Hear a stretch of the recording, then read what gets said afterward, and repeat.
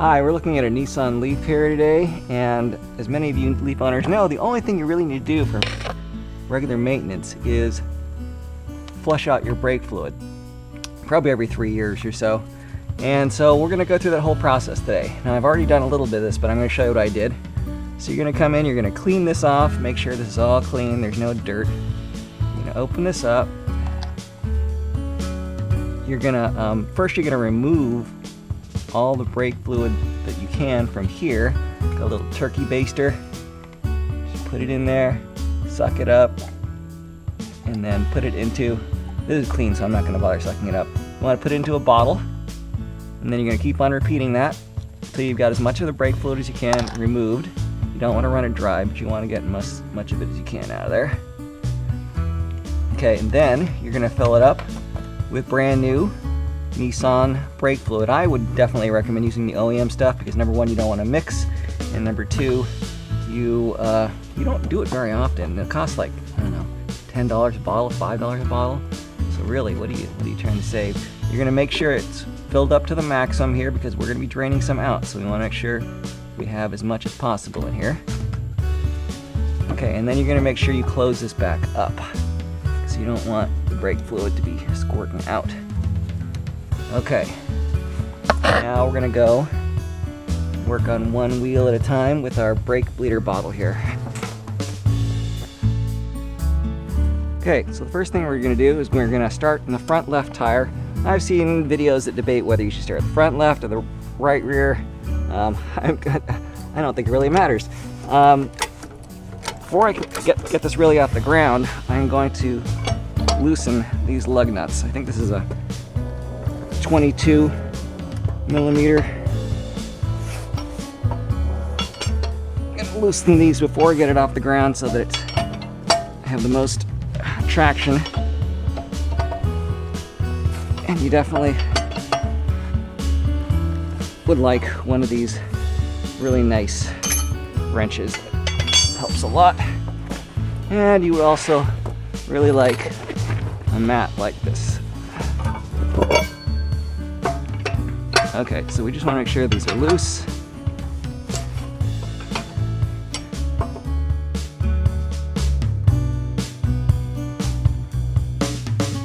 Okay, so now we are going to remove this wheel. And the other nice thing about these guys, you just spin them and they go.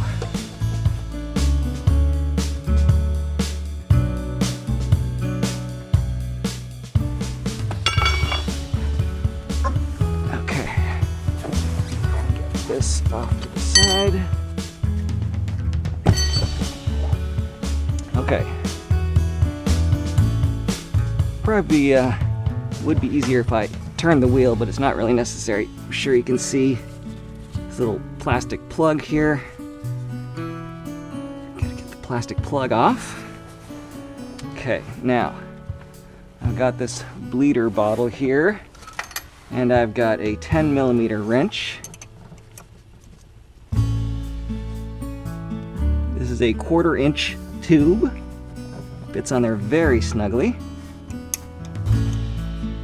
And then this bleeder bottle, because I want the air bubbles to be going up, I'm going to tie this up here. Okay.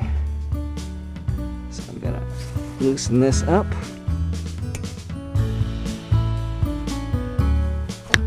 Wrong way. Okay, there we go. So that's loose. Okay, so now what I'm going to do, I'm going to open this up.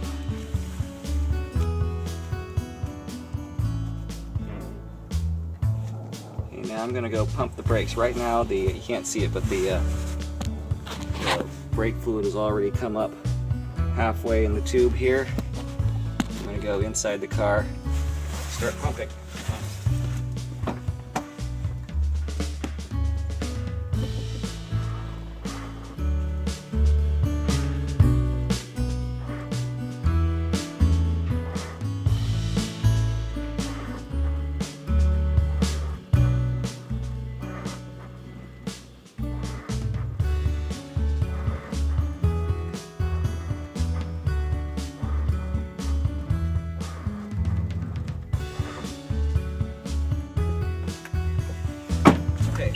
the brakes a dozen times, you probably saw the level come up some.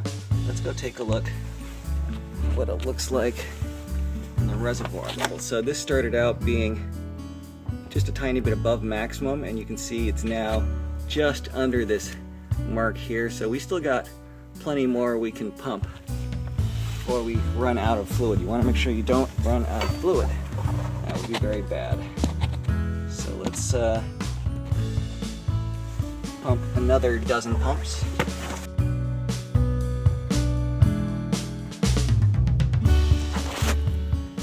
So now you can see the level is a bit below, but you know, since we're replacing, I still think we could probably get another dozen pumps. Okay, I stopped at 9 because I didn't want to get too low here. So now we're going to add some more brake fluid.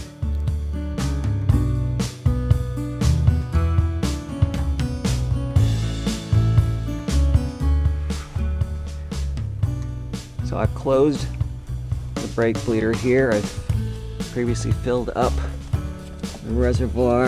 Okay, we're going to set this down now. Disconnect this carefully. Now, brake fluid will flow into the bottle.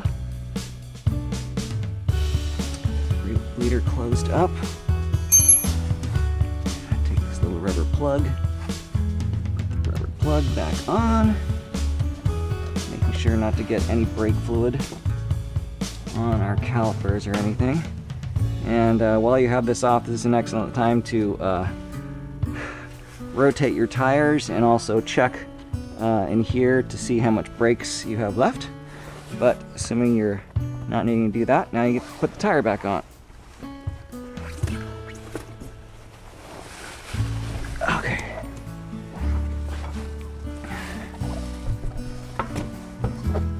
I researched why it is that you need to replace brake fluid. Turns out the brake fluid gets moisture in it. You need to, it gets about 1% moisture in it per year, and that moisture changes the boiling point, lowers the boiling point, so that when you step on your brakes,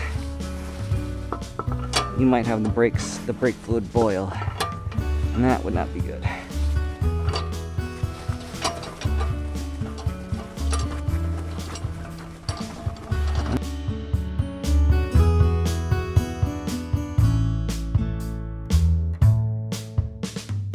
Okay, so we're going to tighten the star pattern just to get the lug nuts on there first.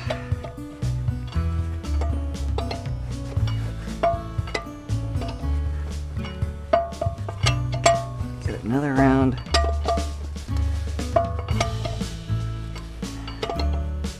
Okay, now.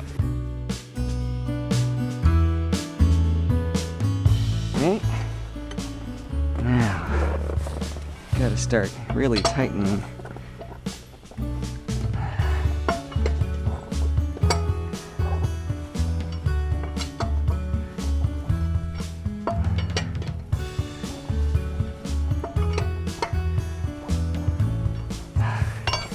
Now, you'd be surprised at how much force it actually is to torque these things properly. I was. These are supposed to be torqued to 80 foot-pounds. Okay, now we're gonna go up to 80. That's as much as this one will even do.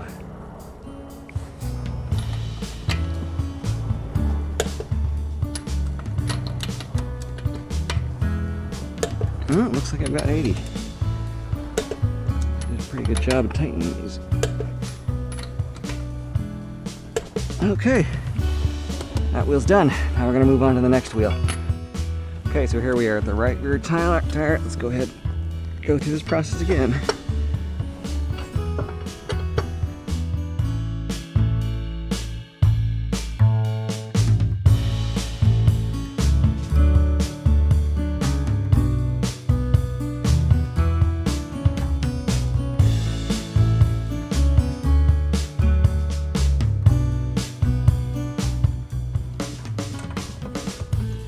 Oh, hey, this is a different sized wrench. We gotta find a different sized wrench. Be back.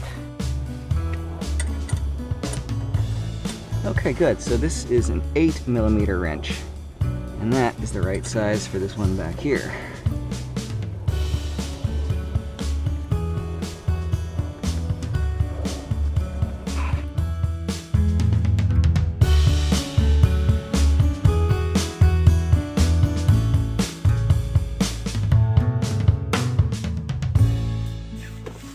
Okay, so that was a dozen pumps. You've probably seen the level go up. Oh, interesting. Look at that. You see some metal shavings in there? That's not good at all. Let's go keep on pumping.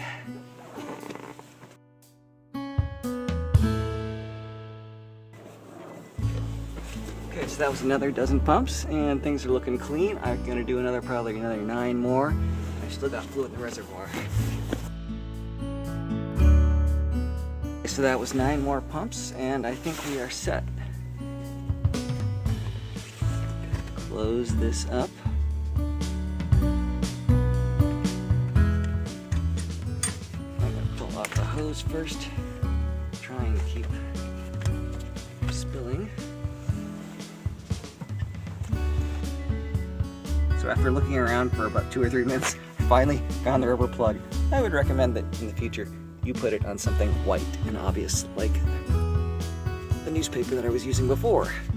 Okay, so that's back on there.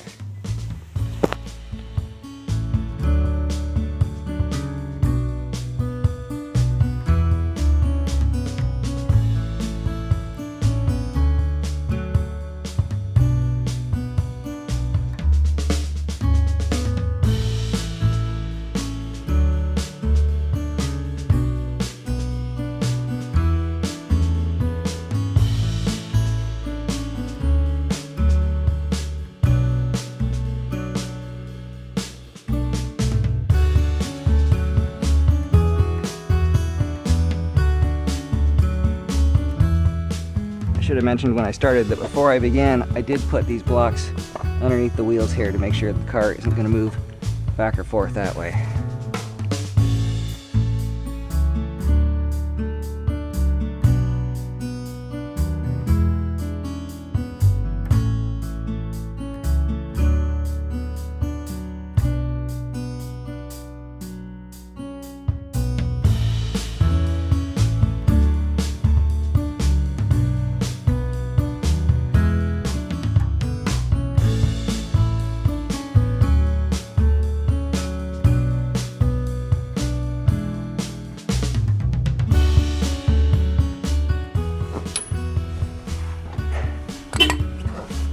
And that is the whole job done.